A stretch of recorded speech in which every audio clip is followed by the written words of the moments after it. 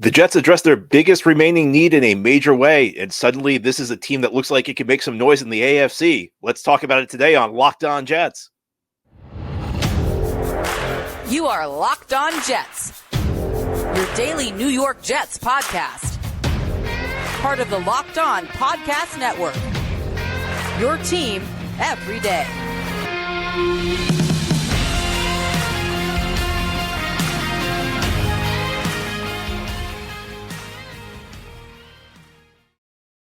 Welcome. This is the Locked On Jets podcast, part of the Locked On Podcast Network, your team every day. It's Wednesday, March 20th, 2024, and I'm your host, John B. from GanggreenNation.com. Thank you so much for making the show your first listen or first watch every day. Subscribe to the show for free on YouTube or wherever you get your podcasts so you'll get new episodes as soon as they're posted. If you enjoy the show and are listening on a podcast source, please give it a 5-star review. And if you're watching on YouTube and enjoy the show, give this episode a big thumbs up. It helps us out and helps other Jets fans find the podcast. Today's episode of Locked On Jets is brought to you by FanDuel. Make every moment more. Right now, new customers get $200 in bonus bets with any winning $5 bet. That's $200 if your bet wins. Visit FanDuel.com/LockedOn to get started. Well, the Jets make a big move. They agree to terms with wide receiver Mike Williams. It's a one-year contract worth up to $15 million. We're going to break it down from so many angles on today's show. A huge signing for the New York Jets. After the events of last week, the big need that remained was wide receiver. The Jets entered the offseason really needing to upgrade their offensive line and wide receiver positions. They did a lot with the offensive line last week, bringing in 3 new players. Wide receiver remained a need. It's less of a need today than it was yesterday. As the Jets bring in Mike Williams, they made the move. They didn't let him leave the building, as people say. He was in on a free agent visit. He had other visits scheduled for later in the week with some other teams, but the Jets and Williams agreed to a deal worth about 1 year, and up to $15 million, which implies there are some incentives as part of that $15 million. It's probably going to be less than $15 million guaranteed. And, for me, like trying to do back of the envelope math going in, I felt like $15 million was kind of like the point where I would be comfortable. So, I think on paper, a solid move for the Jets, a solid gamble. And, the expression better late than never comes to mind, because the Jets this offseason, the Jets are making the types of moves they should have done a year ago when they were getting Aaron Rodgers this offseason. Last offseason was a mess. We've talked about that extensively, how the Jets made moves that didn't make a lot of sense. They pushed a lot of cap space to the future. And I complain about that a lot. But the thing was, they pushed a lot of cap space for the future for really no reason. It wasn't to get good guys. It was to get Alan Lazard and bring in Randall Cobb and bring in every old player under the sun a year ago. It's different when you're pushing cap space to the future. And by the way, these contracts are pretty reasonable either. So I don't know that they're necessarily pushing a ton of cap space to the future for the guys that they're bringing in. But it's different when you're actually loading up your team. This is actually all in. Last year, the Jets were acting like they were all in, but not really, because they were bringing in guys who couldn't play. The 2023 Jets, it was all about hoping a bunch of old guys who were not very good would stay healthy. This year, 2024, it's going to be about hoping a bunch of old guys stay healthy. But these old guys are really good. And these old guys potentially change the trajectory of this team. They brought in, and there have been 3, I think, really savvy moves. And look, I wish that Joe Douglas of the last 5-6 days was the GM of this team since 2019, because I think Douglas is making some really smart, calculated gambles here. Morgan Moses, Jets go get him in a very cheap deal in a trade. Tyron Smith, Jets get him in a reasonable contract. We're talking about the money. Mike Williams, guy who fits the team like an absolute glove. I mean, you want to talk about a guy who's perfect for this receiving group. That's Mike Williams. I think we're to the point now where we can say a healthy Jets roster is probably one of the 10 best in the NFL. This is a team that now is in a position to make some noise. And obviously, if you're a Jets fan, that's very exciting. Now, of course, the normal caveats. We know that winning the offseason does not necessarily guarantee success. And the point is not that all of these moves are going to work out. It's it's probable that when we talk about those 3 moves, one of them may not work out. It's very possible 2 of them won't work out. But the point here that I'm going to raise is that when you make enough of these high and potentially high impact moves, even if one of them works out, it makes a substantial difference for your football team going forward. And you become a much better team. And we know the Jets, maybe it took Joe Douglas for his job to be on the line to actually kick into action here and start making some savvy moves, because we have not seen a lot of this from Joe Douglas. And I was kind of joking yesterday that the road to forgiveness is a long one for Joe Douglas because there have been too many errors, too many spots where the team is not set up well enough long term.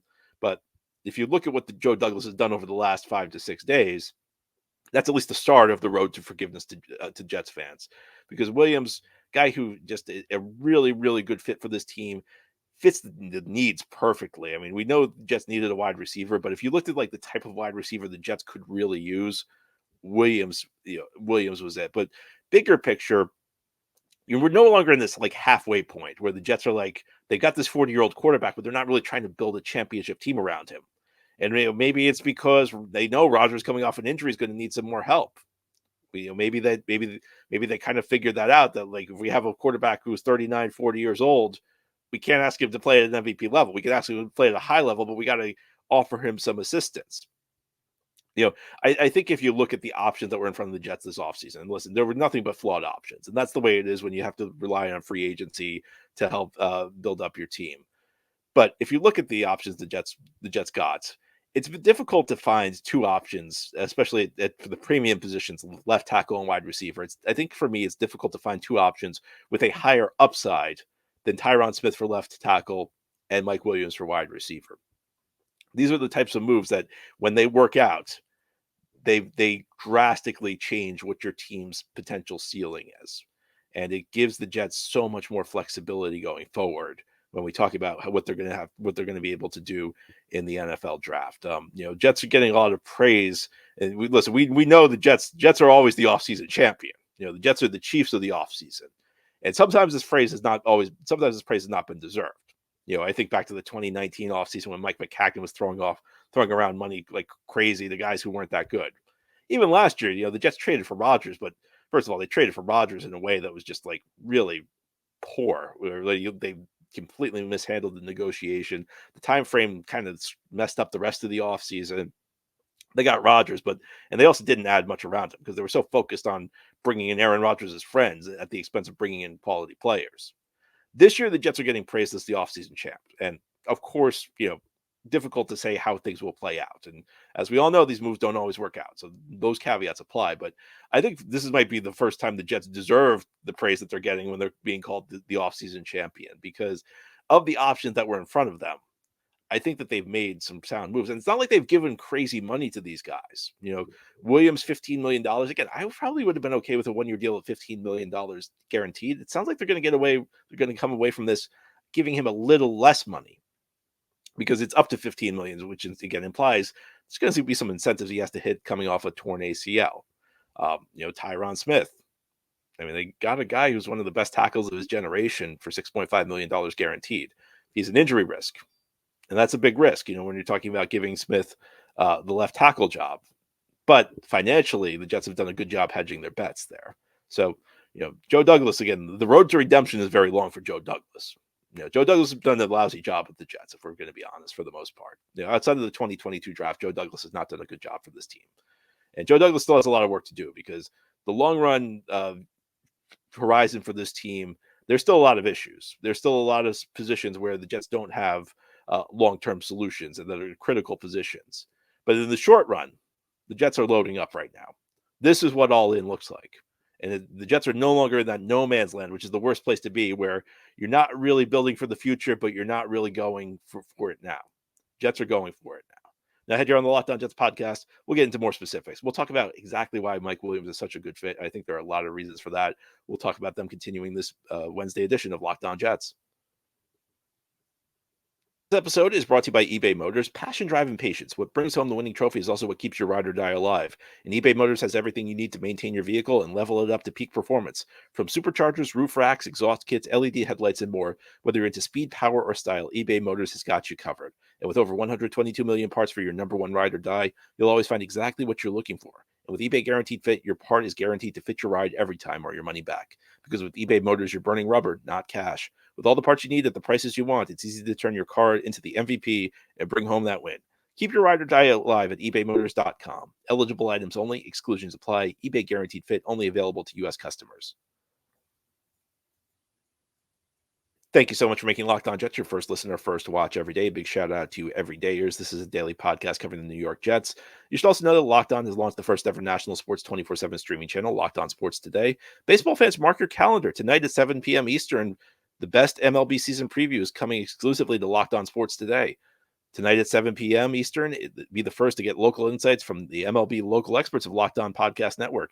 Find it tonight at 7 p.m. Eastern at the Locked On Sports Today 24/7 streaming channel on YouTube or the free Amazon Fire TV channels app.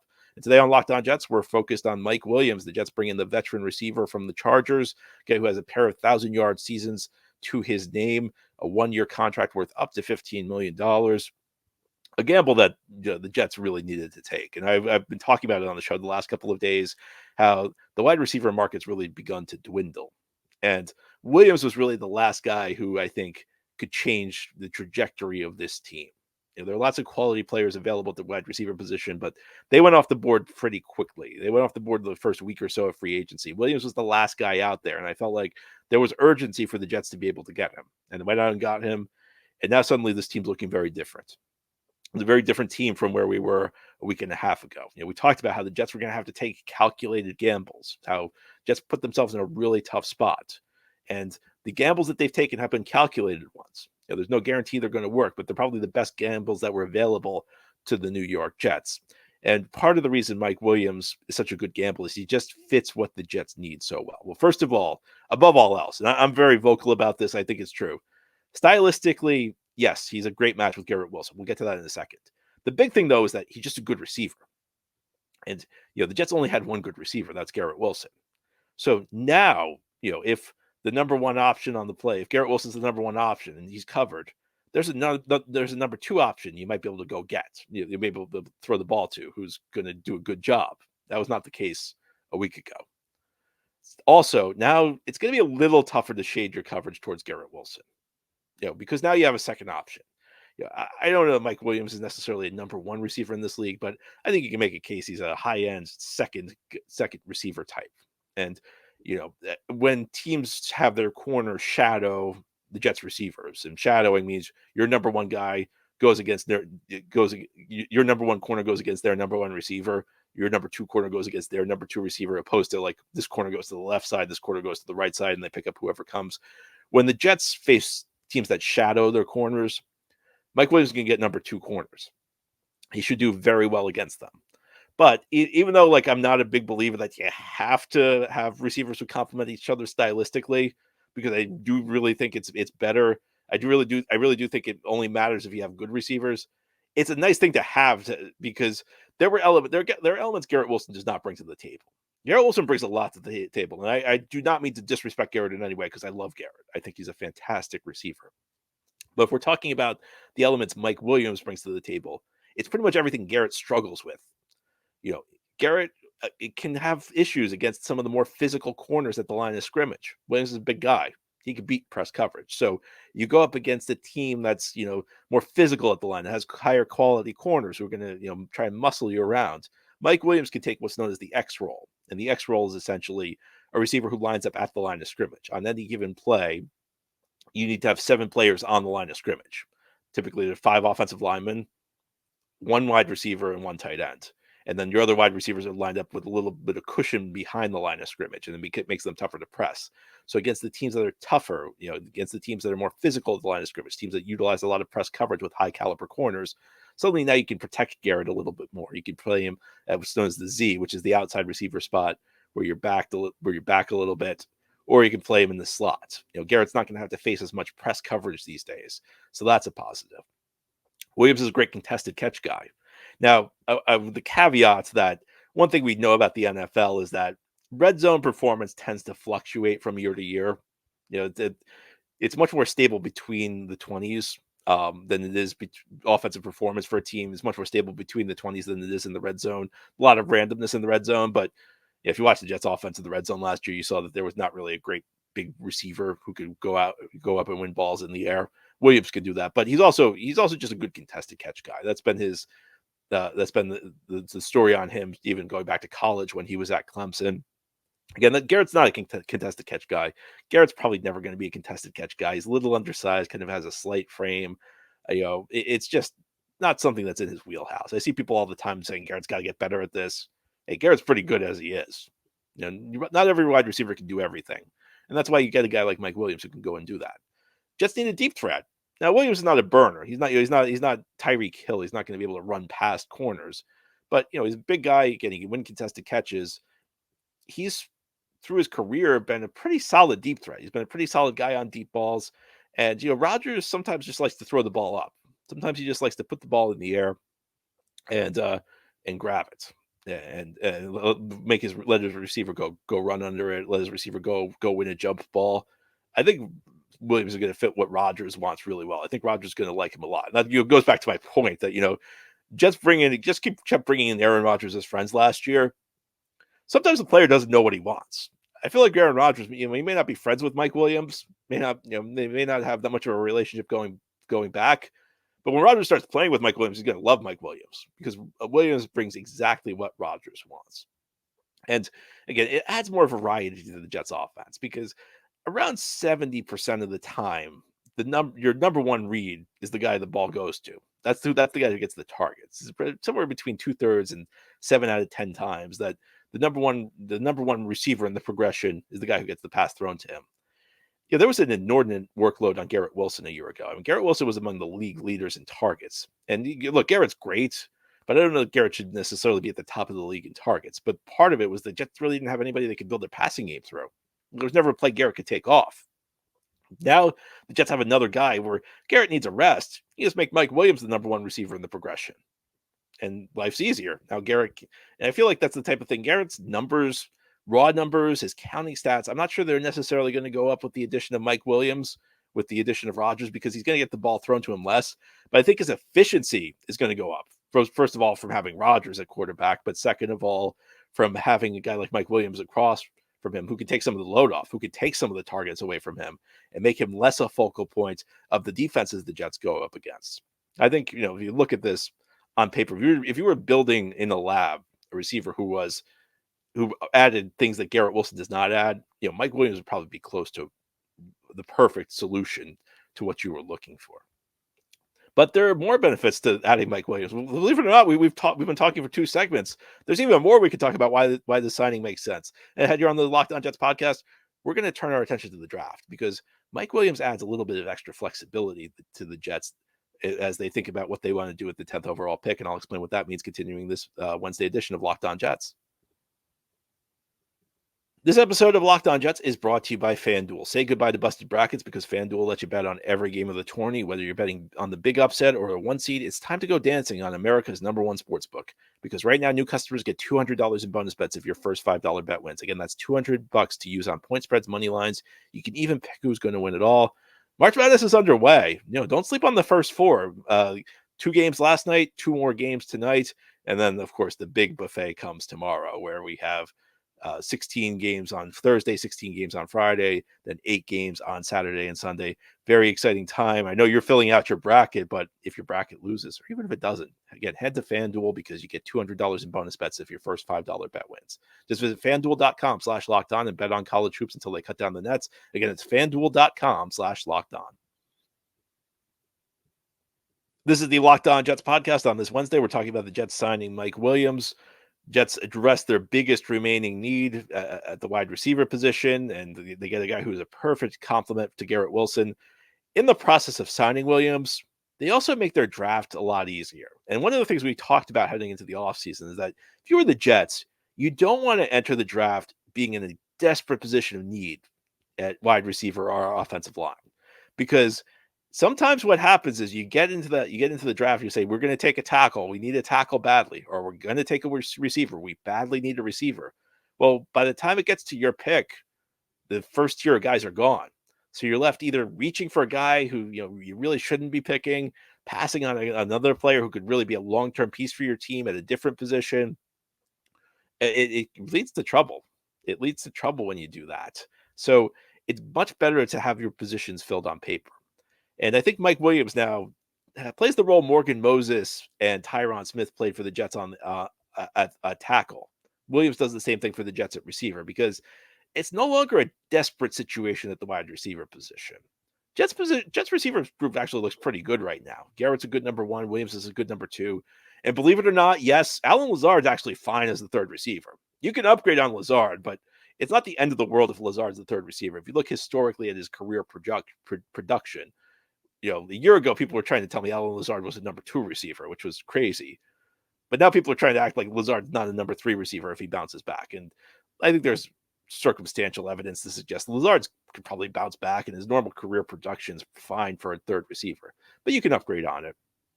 I don't know that the Jets draft strategy should necessarily change from the standpoint that the positions that make sense for the Jets are still tackle and wide receiver. If you look at those, these are both critical needs for the Jets. And a year from now, we're going to be back in the same spot we are now if the Jets don't address them, because Jets tackles are both 32 years old. They're going to be free agents after the season. Mike Williams is a gamble that makes a lot of sense. He is coming off a torn ACL. There's always elements question when players coming off a serious injury. He's also about to turn 30. He's going to be a free agent after the season. So, if you don't draft a offensive lineman at the tackle position, or if you don't draft a wide receiver, well, a year from now, you're going to need two tackles. You're going to need another receiver to pair with Garrett Wilson. Now, of course, the Jets can't address both at 10. And of course, in a doomsday scenario now, the Jets are covered, because at least in the short term, you're not going to face catastrophe at those positions. But in the long run, the Jets need to add to these positions. Jets still face a lot of challenges in the long run. They've essentially done a good job maximizing the short run. They've gotten guys who are going to really help them this year. They've gotten players who upgrade positions of critical needs. Again, they've made calculated gambles on probably the guys who are the best at their position, and they haven't paid a whole lot for them. But when we're talking about the NFL draft, you're always focused on the long run. And that's one of the best things about these free agent signings. There's an old saying, you fill your holes in free agency, then you find impact in the draft. Draft's not always about getting guys who help immediately. Now, at 10th overall, it's reasonable to expect a guy's going to step into the starting lineup and be able to play well right off the bat. But it's not really about addressing your short-term needs. It's about building strength for the long run. And I think that's one of the things the media got wrong when they talked about the Jets. Yes, offensive line and wide receiver should be at the top of the list, but it wasn't because the Jets faced critical short-term holes there. It's because in the long run, the Jets only have Garrett Wilson there, and they don't have any. They have nobody at tackle, and they only have Garrett at wide receiver. That's in the long run. That's the reason you should be looking to draft at those positions. But again, now you have a plan B. Now you have flexibility. Now you're not worried about either of these positions if all the good tackles and all the good receivers go off the board early, and you have to draft somebody else. You have to look to a different position, and that's the beauty of these moves that the Jets have made. I think that there's just a lot to like about what the Jets have done. Like I said earlier, where was this Joe Douglas for the last 5-6 years? We had this Joe Douglas the last 5-6 years that we've seen over the last week. Jets would be in much better shape. Maybe just he needed his job on the line to really kick things into gear and start focusing, and stop with the Mecole Hardmans of the world, and stop with the Brashad Perrymans of the world, and go out and get an impact guy like a Mike Williams. Maybe that's what we needed. In any event, I think it's a welcome development for the New York Jets, because now the Jets are a team that on paper can make noise in the AFC. If everybody stays healthy, this is probably a top 10 roster in the league. Now, you are, of course, depending on guys who have injury histories. You're depending on a lot of guys who are older, and the depth behind these guys is not particularly great. This is not a Jets team with a lot of depth. They're going to need a lot to go right this season in order to have the kind of success they want to have. But there's a path for this team now to be really good that did not exist a week ago. The Jets essentially Jets gave themselves a bad hand. I was going to say the Jets took a bad hand, but the Jets, through Joe Douglas's failures, really gave themselves a bad hand heading into this offseason. It's like in poker. You can have a good hand and play it poorly. You can have a bad hand and play it well. Jets dealt themselves a bad hand, but I think over the last week or so, they played it pretty well. In fact, I think when you look at the guys they've added, at the positions they've added players, they probably played their bad hand about as well as they could, and they've at least given themselves a shot to have a special 2024 season. Like I said at the start of the show, better late than never. I would have liked these moves to have started happening a year ago. I would have liked these moves to started happening, these low risk gambles with high upside. I would have liked them to start, earlier in Joe Douglas's tenure, but beggars can't be choosers. And right now, you have to. I think you have to look at what the Jets have done this offseason and say that's probably about as well as the Jets could. It's probably about as well as they could have done. Anyway, that's all for today's episode. This has been the Locked On Jets podcast, part of the Locked On Podcast Network. Your team every day is our motto. As always, if you enjoy the show, hit the subscribe button where you're watching or listening so that you'll never miss an episode. If you enjoy the show and are listening on a podcast source, give it a 5-star review. And if you're watching on YouTube and enjoy the show, give this episode a big thumbs up. It helps us out, helps other Jets fans find the podcast. Hope you have a great Wednesday, everybody. We'll be back tomorrow to talk more Jets.